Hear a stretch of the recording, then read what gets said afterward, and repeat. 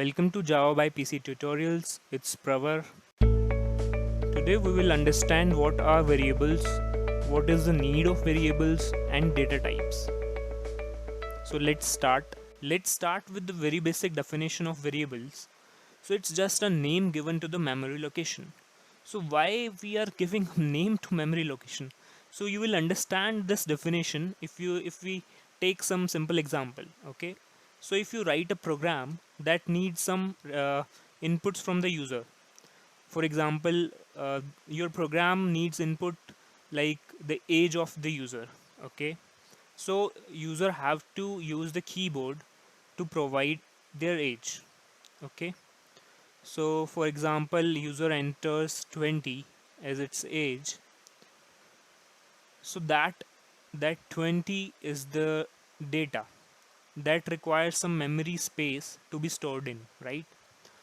So your computer's RAM will provide that space for your data to be stored in.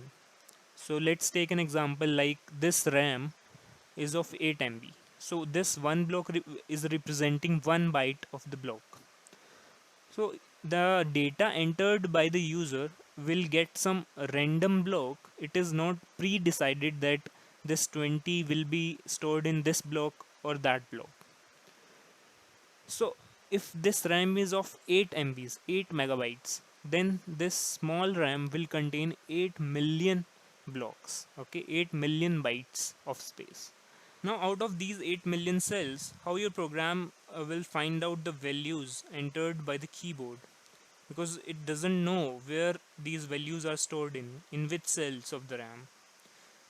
So that's where the concept of variable is needed, because what actually happens is your program will reserve the space or cells of the RAM before the entry of the user input via keyboard. So and these cells are named as some variables. Okay, why these are called variables? Because these values can be changed. Okay,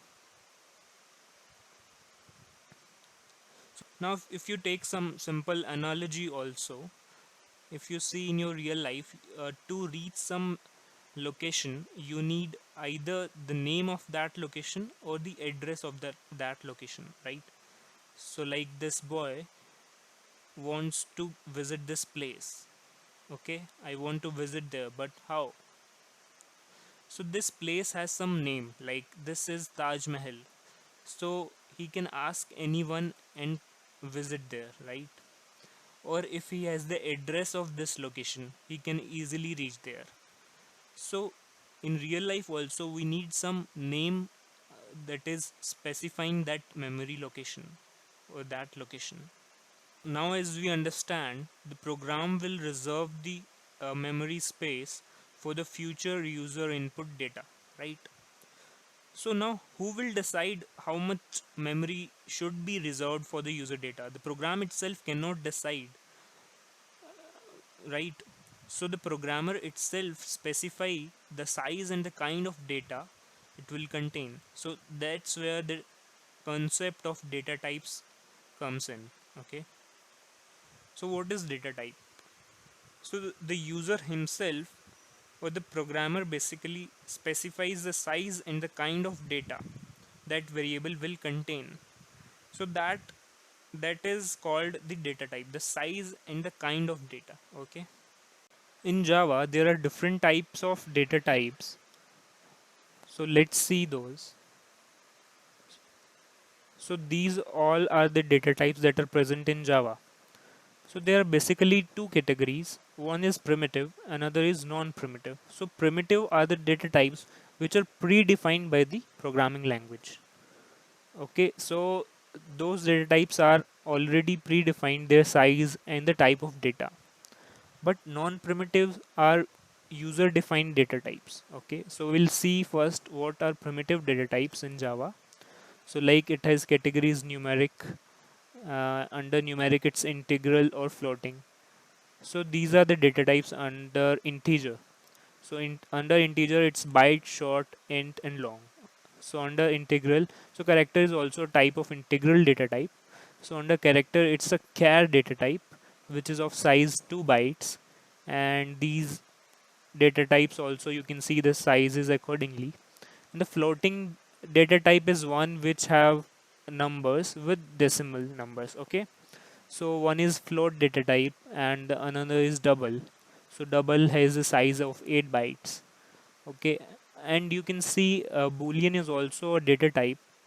So for the size of boolean, Java has not specified, it has not precisely defined the size of boolean data type.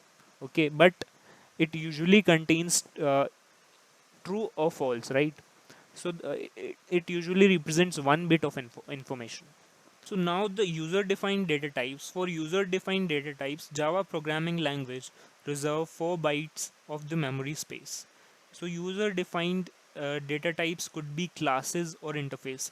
Like if you have a class of employee, okay? If you don't understand what class is, don't worry, you will understand in further tutorials. But for now, take an example. Like if you have a class like employee, so that class will contain the name of the employee, the salary of the employee ID, etc. So that is a user defined data type, right? If employee type of data will come, then its name, its salary, its another information will come under this data type. Okay, so this is a user defined. So for that, your program will reserve 4 bytes of the memory space. Now we'll understand why there are 8 bits in a byte. So to write a program, you need a language to write it.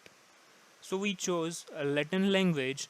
Actually, there was a long search for one language to write the programs for the programmers, basically, because machine can only understand zeros and ones, but programmers can't. So we chose a Latin language that is having 256 characters. Those 256 characters include 26 English alphabets plus numeric, uh, all the numerics and some symbols also. Okay. So after you write a program, your program needs to be converted into zeros and ones. That is the machine language uh, to execute. So that conversion requires the association of these 256 characters to some unique binary numbers, right? So we have to assign each character to a unique binary number, right? But ultimately we have only two binary digit, right? 0 and 1.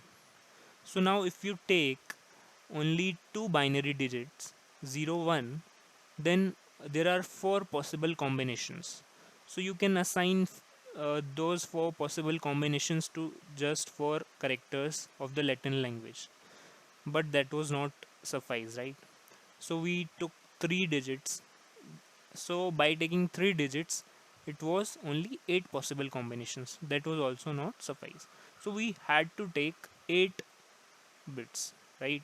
8 bits. So using those 8 bits, we can have 256 unique binary numbers that can be assigned to each character. Okay, so that's why there are 8 bits needed. Now, this was only for Latin, but there are many languages around the world that are used to write the program, like Japanese language. Okay, so now the Japanese is also having a numerous characters that should be assigned to a unique binary number. So to include Japanese characters and other languages, they exceeded 8 bits. Okay, so now we need this much possible combinations of the binary numbers that could be assigned to each character of different languages. But even after that, even now some characters were left for some languages. Okay, so now but exceeding one more byte would be wasteful because there was a very less number of characters that were left. Okay, so after these 16 bits, they are converted to hexadecimal by dividing it by 16, then converted back to binary. So this system is called the Unicode system. That so Java supports this Unicode system. So that is why it reserves 2 bytes for char data type. Now we will see what are the default values that are given to the variables in Java. In Java, whenever you declare a variable of some data type, then that variable is given a default value by the programming language itself. So that's why in Java, garbage value can never come to a variable.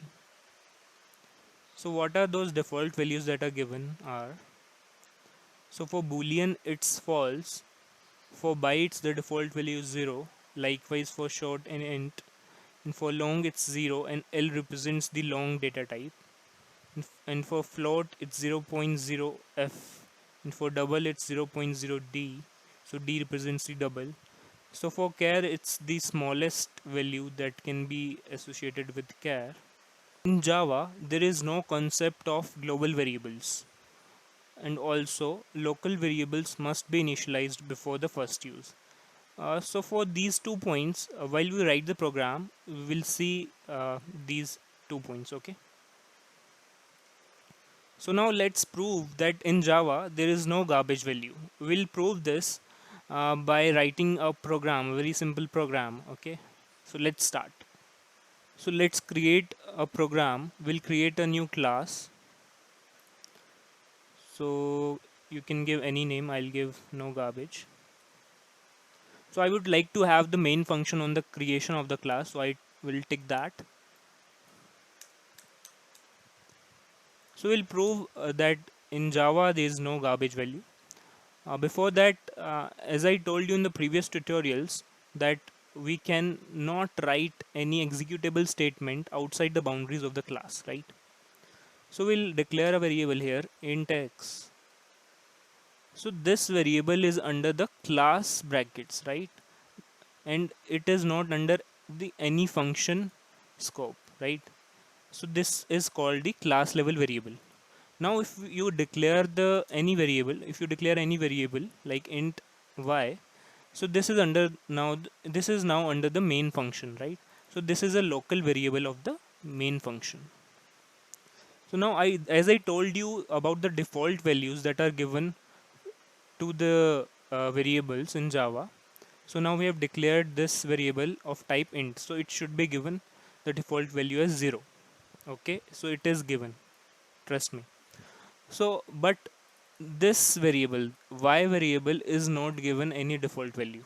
So whatever I told you in this tutorial about the default values is only applicable to the class level variables. Okay, so let's prove it also. So we'll try to print this variable in this print statement. So this program will not allow us to print this variable because it's not initialized yet, it's not given any value. See, the error here is the local variable y may not have been initialized. So this is the proof that the local variables are not given any default value. But now if you try to print this x variable, you will get the default value. We'll create one more function, public void maybe print value. Okay. So we'll try to print x here. So let's comment this and we'll run this. Okay.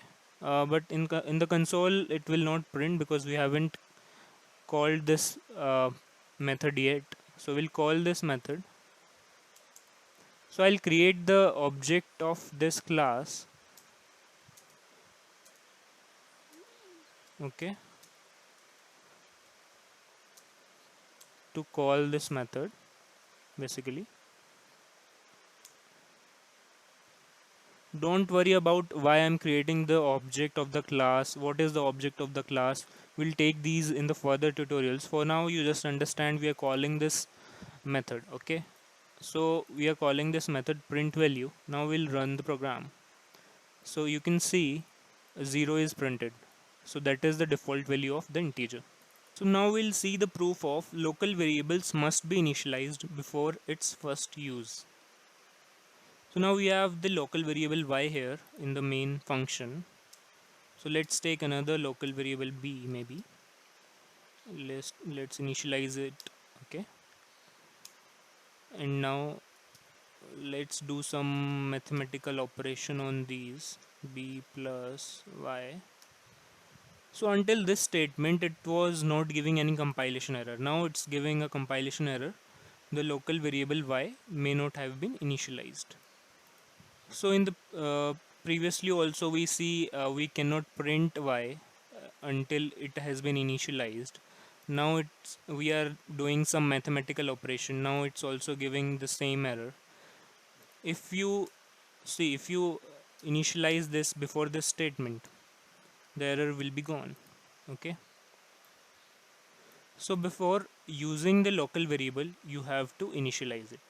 So that's all for this tutorial. I hope you like it. If you have any questions or doubts, you can comment in the below section. And please share this video and subscribe to my channel Java by PC. I'll see you in the next tutorial.